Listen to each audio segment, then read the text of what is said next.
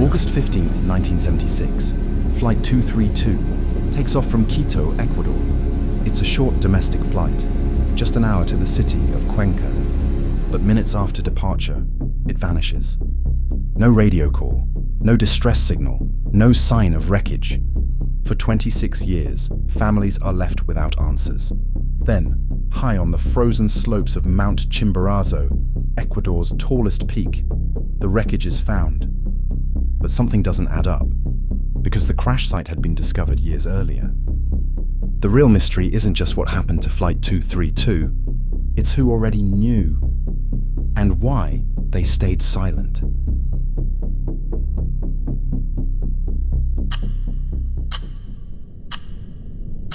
Mariscal Sucre International Airport, Quito, Ecuador. SAETA Flight 232 was scheduled for a short domestic flight to Cuenca. The aircraft, a Vickers Viscount 785D, was a British-made, medium-range turboprop airliner known for its reliability and was acquired by SAETA in the early 1970s. On board were 55 passengers and 4 crew members, including 3 complete families and 11 children. The crew was made up of experienced pilots who knew the difficult Andean flight routes well, paths that cut through the middle of Ecuador's mountains, like the massive Mount Chimborazo. At 8:06 a.m., Flight 232 took off.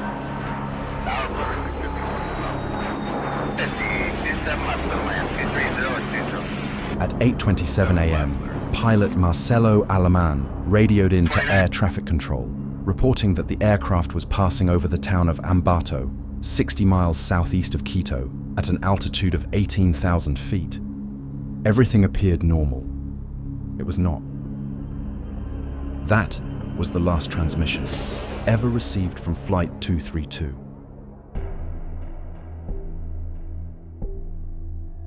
Air traffic control waited. Minutes passed, then hours.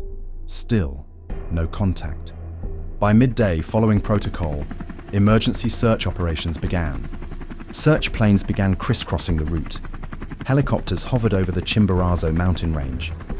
Ground teams searched valleys, dense forests, and rocky peaks. After several days of searching, nothing. It was as if Flight 232 had been erased from existence, with no crash site, no survivors, no signal. Speculation filled the silence. Various theories of Flight 232's fate began to emerge. The most likely scenario was that the plane crashed mid-flight into the side of the Chimborazo volcano and was then buried beneath an avalanche of snow triggered by the impact, hidden in plain sight. More outlandish explanations began circulating, including alien abductions and a so-called Andean Bermuda Triangle.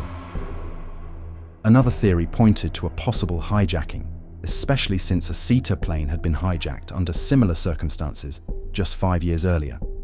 None of the theories were confirmed. Ultimately, the search ended without finding any trace of the plane. In April 1979, 3 years later, lightning struck twice. Another SAETA Viscount, Flight 011, same route, same departure airport, also bound for Cuenca. And once again, it vanished. This time, the wreckage was found 5 years later on a heavily forested slope in the Pastaza province, approximately 25 nautical miles off course. All 57 on board had died. The cause? Still unclear, but at least those families that lost loved ones had closure. For the relatives of Flight 232, their wait would continue. Then came October 17, 2002. 26 years after the accident, mountaineers Pablo Chiquiza and Flavio Armas, members of the Nuevos Horizontes Mountaineering Club, ascended a nearly unexplored face of the snowy Chimborazo mountain. At 6,263 meters, 20,548 feet, Chimborazo is Ecuador's highest volcano and one of the most challenging to access. There are conflicting versions of how this part of the story unfolded.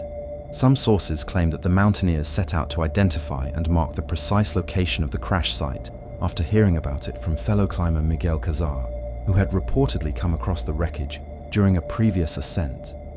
Other accounts suggest that the discovery happened by chance while they were exploring a new route to the summit of the volcano.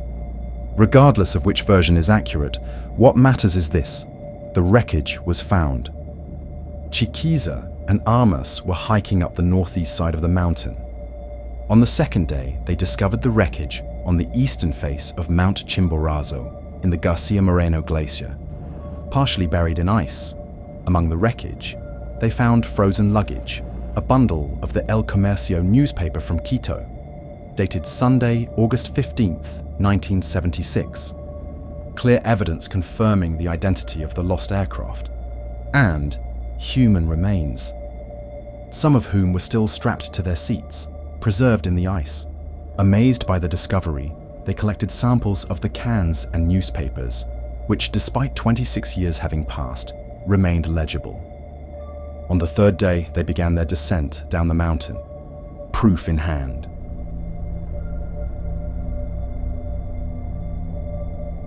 On their way down, Chiquiza and Armas shared their discovery with a local villager who replied, "The military went up there years ago, but they never found anyone alive." The words struck like an avalanche. This response made it clear that the plane had already been discovered, but the discovery had never been reported. But why? It appears that at this point, the two mountaineers decided to launch their own investigation. An article from El Universo reports that they informed Colonel Gallo Arrieta, a retired military officer, on October 21, 2002, about their discovery of the wreckage. Arrieta requested they withhold public disclosure until after the president was told, or until his inauguration on January 15, 2003. And so, they waited.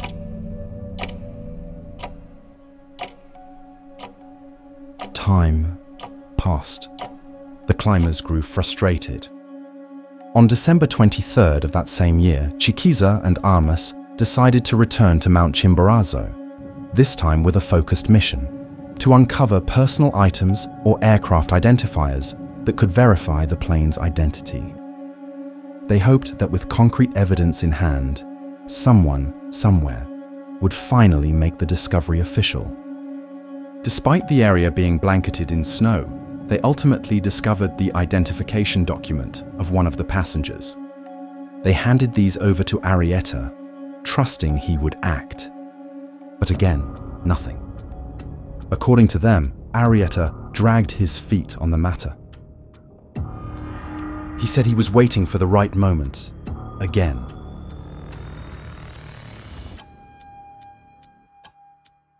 Frustrated, Chiquiza and Armas eventually secured a meeting with Defense Minister Nelson Herrera, who promptly ordered a military expedition to the crash site and authorized the release of the news. In February 2003, Chiquiza and Armas, along with commandos from the Patria Special Forces Brigade, returned to the wreckage. And finally, in an announcement the victims' families had waited to hear, Ivan Arellano, Deputy Director of the Civil Aviation Directorate in Quito, confirmed the missing plane had been found after 26 years. It was never made clear why Arrieta dragged his feet. However, the government later launched an investigation into the concealment of information surrounding the discovery of the plane. Arrieta admitted he was informed about the discovery of SAETA's missing plane in November 2002. He claimed he stayed silent initially because the information wasn't verified and he wasn't sure which authority to approach. In December, after receiving more evidence, he stated he attempted, unsuccessfully, to contact the president. The government, however, insisted it was not informed of the discovery of the aircraft. There was also the unresolved account of the villager who claimed the military had discovered the crash site years earlier. At the same time, rumors had circulated that individuals may have looted the wreckage. Similar incidents had occurred elsewhere.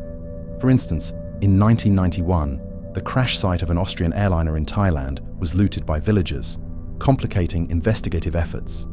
It was never clear whether either of the rumors was true or if they were even connected. no official action was taken, and the allegations gradually disappeared from public view.